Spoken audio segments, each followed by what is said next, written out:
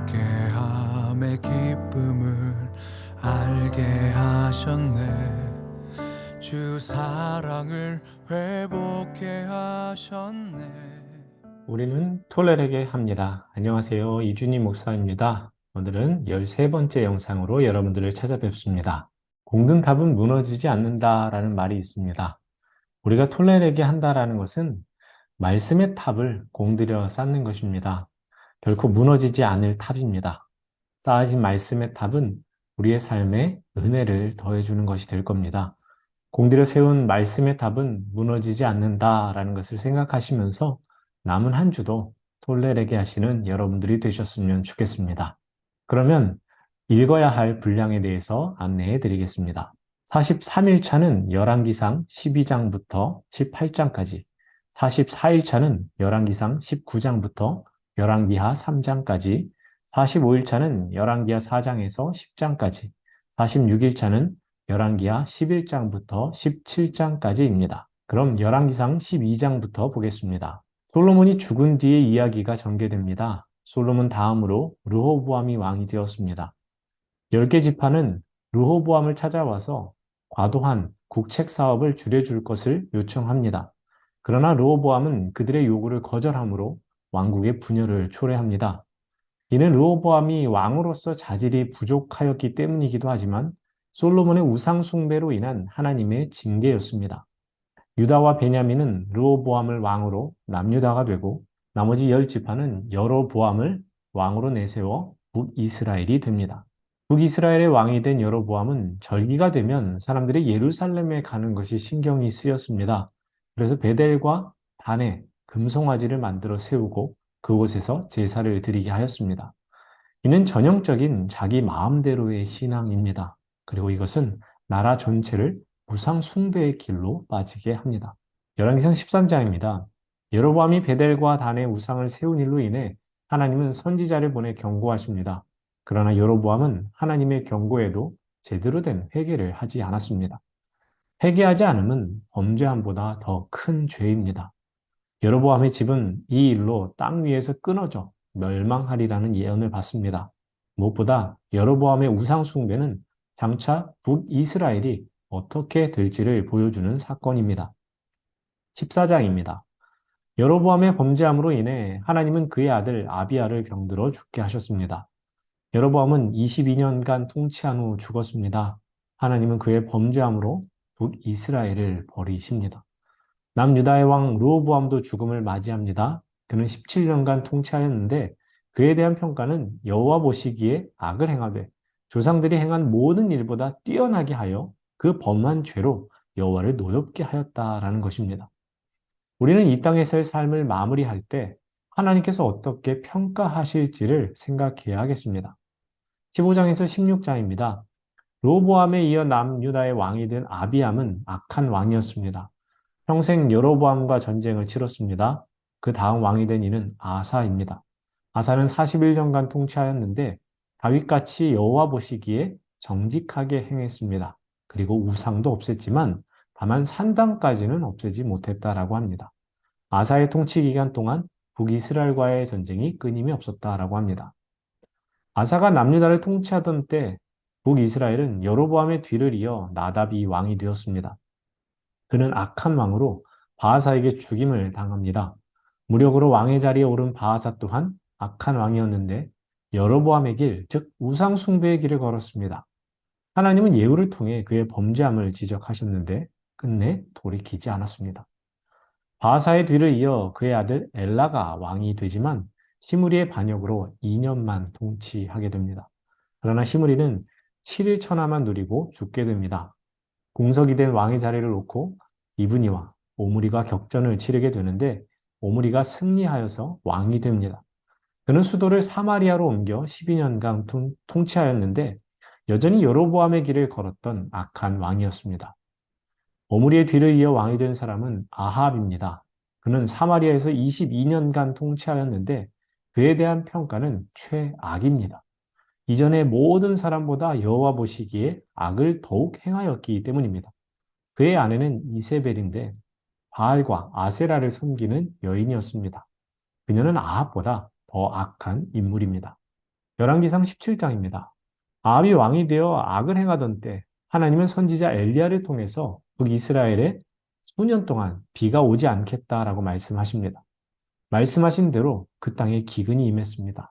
바알과 아세라는 비를 내리는 신인데 그 땅에 비가 내리지 않았다. 기근이 임했다는 것은 하나님께서 친히 우상의 무력함을 드러내신 것입니다.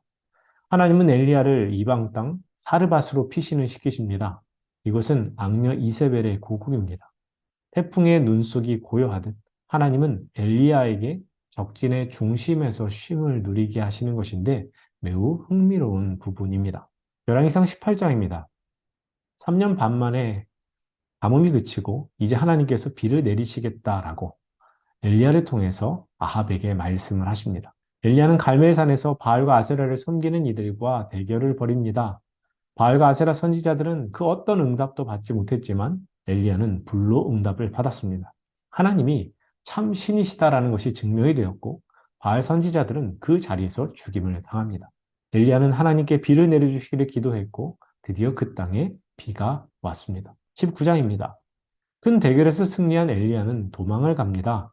이세벨이 자신을 죽이려고 혈안이 되었기 때문입니다. 그런데 더 큰 문제는 엘리야가 영적 슬럼프에 빠졌다는 것입니다. 엘리야가 영적 슬럼프에 빠진 이유는 큰 승리 후 변화를 기대했지만 크게 달라진 것이 없었기 때문입니다. 하나님은 바알에게 무릎 꿇지 않은 7천 명이 있다고 하시면서 엘리야를 위로하십니다. 또한 사명을 일깨워 주시는데 그의 사명은 하사엘과 예후에게 기름 부어 각각 아람 왕, 이스라엘 왕으로 세우는 것이었습니다. 또한 엘리사를 자신의 후계자로 세우는 것이었습니다. 사명 앞에 엘리야는 다시금 힘을 냅니다. 20장입니다. 아람과 북이스라엘의 전쟁이 있습니다. 아람 왕 베나닷은 파죽지세로 사마리아를 포위하였습니다. 하나님은 아합에게 전략을 알려주시고 아합은 그 전략으로 아람의 군대를 물리치게 됩니다. 다시금 아람의 군대가 쳐들어오는데 이번에도 하나님의 도우심으로 아람은 패하게 됩니다. 아합은 하나님의 은혜를 잊고 자기 마음대로 사로잡은 베나닷을 풀어주게 됩니다. 이에 하나님은 아합에게 심판이 임할 것이라 예언하십니다. 21장입니다. 아합은 나봇의 포도원에 눈독을 들입니다. 그리하여 나봇을 불러 그 포도원을 자신에게 팔라고 합니다. 나봇은 하나님께서 포도원을 임의로 팔고 사고 할 수 없다. 하나님께서 금하셨기에 그것을 거절합니다. 하나님께서 금하셨다라고 하는데 제 아무리 왕이라고 해도 아합이 어찌할 수가 없는 겁니다. 그런 아합에게 이세벨은 자신이 이 문제를 해결해 보겠다라고 나섭니다. 거짓 증인을 내세워서 나봇을 죽이고 그 포도원을 강제로 취한 것입니다. 하나님은 엘리야를 통해 엄청난 심판을 예고하십니다. 아합은 금식하며 회개했고 하나님은 그 심판을 연기해 주십니다. 여기서 우리는 악인의 회개일지라도 하나님께서는 회개를 기뻐하신다는 것을 알게 됩니다. 그러나 회개는 단발성이 아니라 지속성을 가져야 한다는 것도 우리는 기억해야 합니다. 22장입니다. 아합은 유다의 여호사밧에게 함께 아람을 공격하자고 제안합니다. 여호사밧은 하나님께서 이것을 허락하시는지를 묻고자 했습니다. 많은 선지자들은 가야 한다라고 했지만 미가야만은 경고를 합니다. 아합은 그 경고를 무시하고 길란 라모스로 치러 갔는데 그곳에서 활을 맞고 죽게 됩니다. 여기서 또 우리가 주목해야 될 것이 있습니다. 아합이 저기 무심코 쏜 화살에 맞았다라는 것입니다. 여러분 이것이 우연이겠습니까? 아닙니다. 하나님께서 말씀하신 것이 때가 되어 결국 그를 심판하게 된 것입니다. 아사의 뒤를 이어서 유다의 왕이 된 여호사밧은 선한 왕이었지만 아합과 동맹을 맺는 어리석음을 범했습니다. 그는 솔로몬 때의 영광을 재현하고자 했었지만 마음처럼 되지 않았습니다. 이제 열왕기 하로 넘어갑니다. 열왕기상이 분열 왕국의 시작을 알리는 책이었다면 열왕기 하는 분열 왕국의 끝을 알리는 책입니다. 1장부터 8장은 남북 왕국의 왕들과 선지자 엘리사에 대해서, 9장부터 17장은 북이스라엘이 계속 악을 행하다가 아수르에 멸망당한 역사에 대해서, 18장부터 25장은 남유다도 결국 악에 물들어 바벨론에 멸망당한 역사에 대해서 기록하고 있습니다. 열왕기상은 왕국의 전성기로 시작하여서 엘리야로 끝났다면 열왕기하는 엘리사로 시작해서 왕국의 멸망으로 끝이 납니다. 왕들의 이야기인 열왕기 하에서도 많은 왕들이 등장합니다. 하나님은 무수한 선지자들을 보내서 그들을 경고하시지만 악한 왕들은 돌이키지 않고 끝까지 죄의 길을 걸어갔습니다. 그나마 남유다에는 경건한 왕들이 있었다라는 것이 위안이 됩니다. 그럼에도 북이스라엘, 남유다 모두 몰락의 길을 걸어갔다라는 것은 참으로 안타까운 일입니다.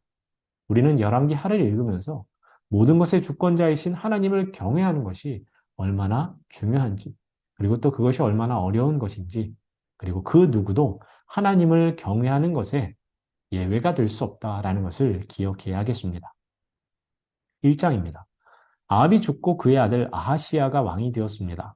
그는 다락 난간에서 떨어져 병이 들었는데 하나님 대신 에그론의 신 바알세붑을 찾았습니다.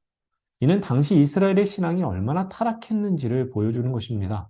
하나님은 그가 침상에서 내려오지 못하고 죽을 것이라 말씀하십니다. 아하시야는 2년 동안 통치하였는데 여로보암의 길과 아합의 길을 걸은 악한 왕이었습니다. 그에게 아들이 없으므로 여호람이 왕이 됩니다. 2장입니다. 엘리야는 자신이 떠날 때가 되었음을 알고 조용히 마무리하려고 합니다. 엘리사는 그런 엘리야를 끝까지 따라가서 갑절의 영감을 받습니다. 이제 엘리사가 엘리야의 뒤를 이어서 본격적으로 활동하는 시기가 된 것입니다. 3장입니다. 북이스라엘의 왕이 된 여호람은 악을 행했지만 그 정도가 이전의 왕들에 비해서 심하지는 않았다라고 성경은 말합니다. 바알의 주상을 없앴습니다. 그런데 거기까지였다고도 합니다. 여호람은 배신을 한 모압을 치고자 했습니다. 남유다 여호사밧에게 함께 모압을 칠 것을 제안합니다. 여호사밧은 아합과 동맹하였듯이 여호람과도 동맹을 맺습니다. 모압을 향해 행군을 하는데 7일간의 기근으로 물이 없어 고생을 합니다. 그러나 엘리사를 통해 하나님의 은혜를 맛보고 결국 모압과의 전쟁에서 승리하게 됩니다. 여기서 우리가 또 주목할 건 하나님께서 주신 이 승리, 이것은 여호람 때문이 아니라 여호사밧 때문에 주셨다라는 것입니다. 4장입니다. 엘리사가 선지자의 제자들 아내들 가운데 한 여인이 공경에 처했다는 소식을 듣습니다. 엘리사가 이 여인의 집에 무엇이 있는지를 물었을 때 기름 한 병이 있다고 합니다. 엘리사는 여인에게 빌릴 수 있는 모든 그릇을 빌리고 거기에 기름을 부으라고 합니다. 기름 한 병과 믿음의 실천을 통해서 기름이 넘쳐나는 기적이 일어납니다. 여러분, 하나님의 기적은 작은 믿음의 헌신으로부터, 작은 헌신의 행동에서부터 비롯된다라는 것을 기억하시기를 바랍니다. 엘리사는 수넴 여인에게 아들을 주시기를 기도하는 내용이 또 나옵니다. 하나님은 그 기도를 들으시고 아들을 주셨는데 이 아들이 죽게 되었습니다. 엘리사는 다시금 죽은 아들을 위해 기도하였고 죽은 아들이 다시 살아납니다. 5장입니다. 아람 왕의 군대 장관 나아만의 이야기가 나옵니다. 그는 나병 환자였습니다. 이스라엘에 있는 선지자가 나병을 고칠 수 있다는 이야기를 듣고 아람 왕에게 청하여 이스라엘로 온 것입니다. 이스라엘 왕은 처음에는 큰일이다, 이것을 어찌하나라고 하다가 결국 엘리사에게 나아만 장군을 보내게 됩니다. 엘리사는 그런데 나아만 장군을 만나주지 않습니다. 다만 요단강에 가서 몸을 7번 씻으라고만 합니다. 나아만은 기분이 상했습니다. 그러나 더한 일도 하라고 하면 하지 않았겠느냐는 종의 말을 듣고 요단강에서 몸을 씻습니다. 7번 몸을 잠글 때 그의 살이 어린아이 살과 같이 회복되어 깨끗해집니다. 믿음을 바탕으로 한 순종 가운데 하나님의 역사가 나타난 것입니다. 영적 타락의 시대에 오히려 하나님께 순종한 이방인이 구원을 받았다라는 이 사실을 우리는 주목해야 하겠습니다. 6장에서 7장입니다. 엘리사가 가난한 선지생도가 빠뜨린 쇠도끼를 찾아주는 기적을 행합니다. 또 아람이 이스라엘을 공격하는데 매번 실패하는 일도 나옵니다. 그 실패의 원인은 이스라엘에 하나님의 사람이 있어서 자신들의 작전을 간파했기 때문이었습니다. 하나님의 사람은 엘리사입니다. 아람은 이 엘리사를 잡기 위해 그가 도단에 있다는 소식을 듣고 많은 군사를 이끌고 도단을 포위합니다.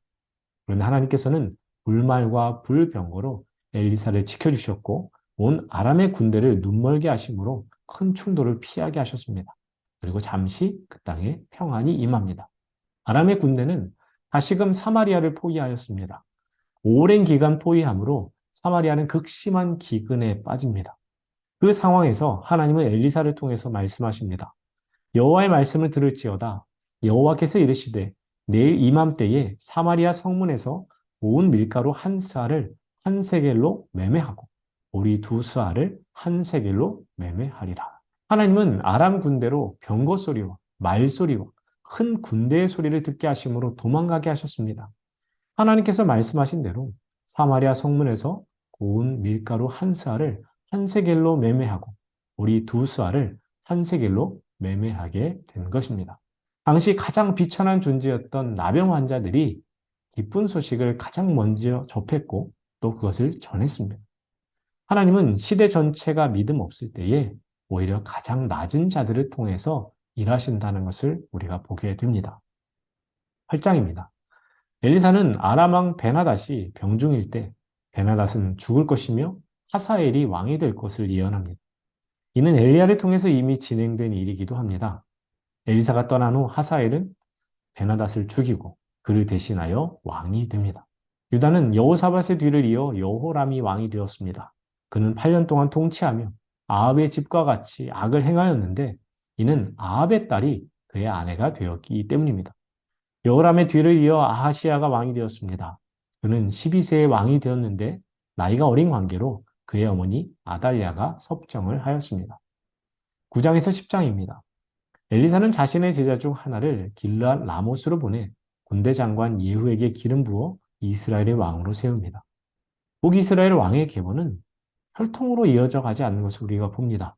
또 계속해서 모반이 일어나는 것도 봅니다.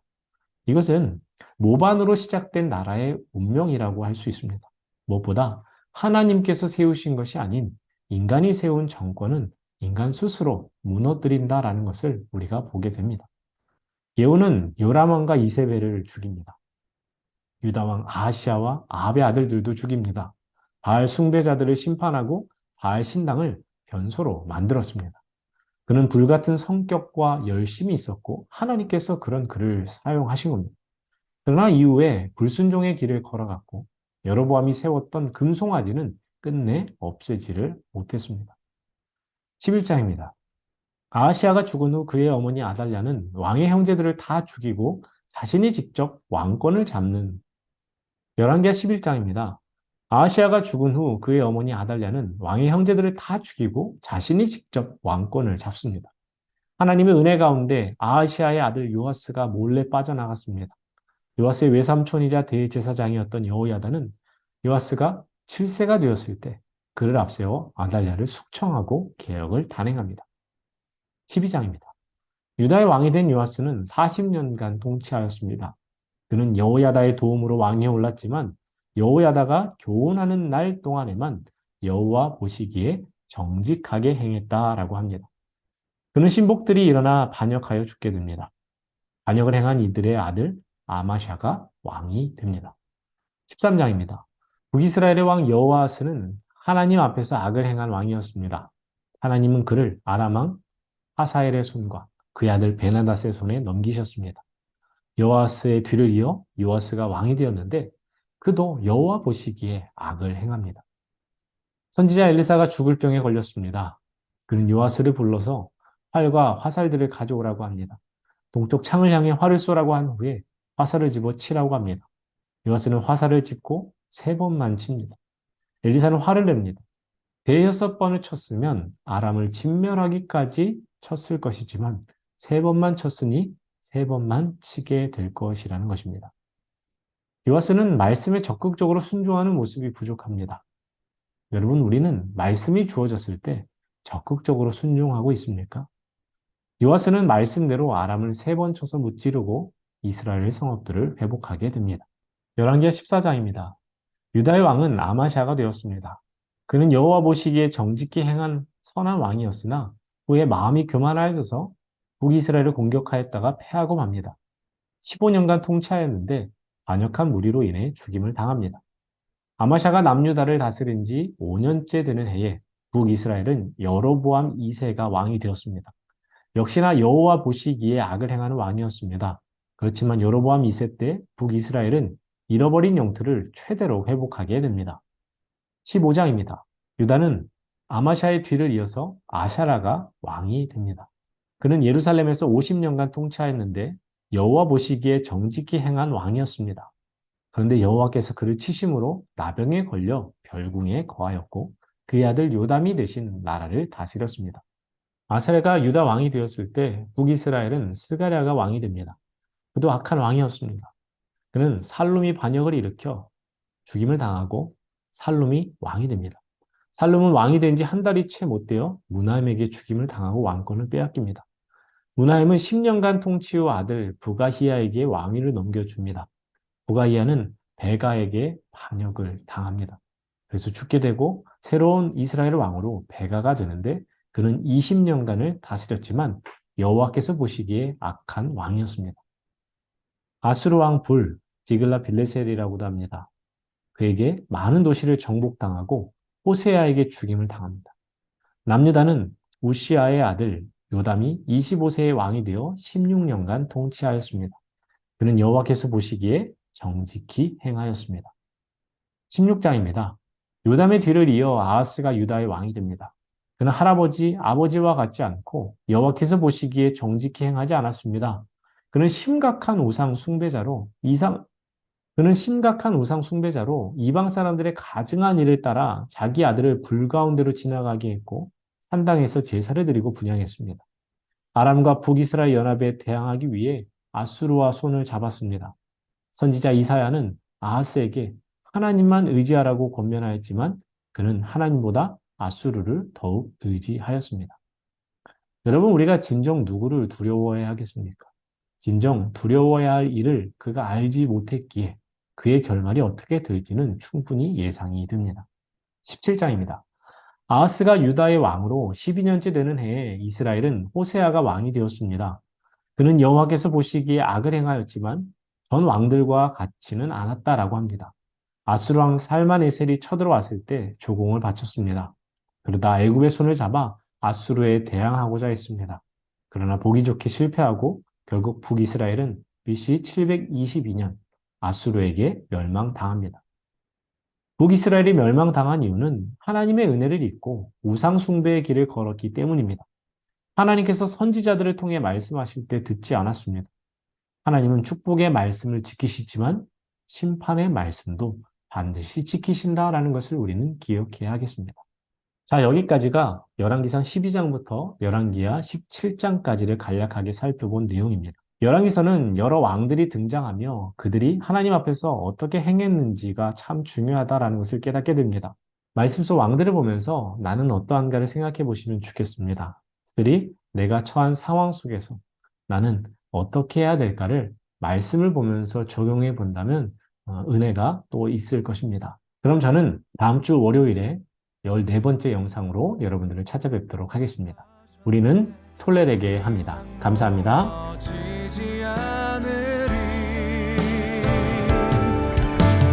말씀이 중심되고 기도가 삶이 되어 나 일어서리라 다시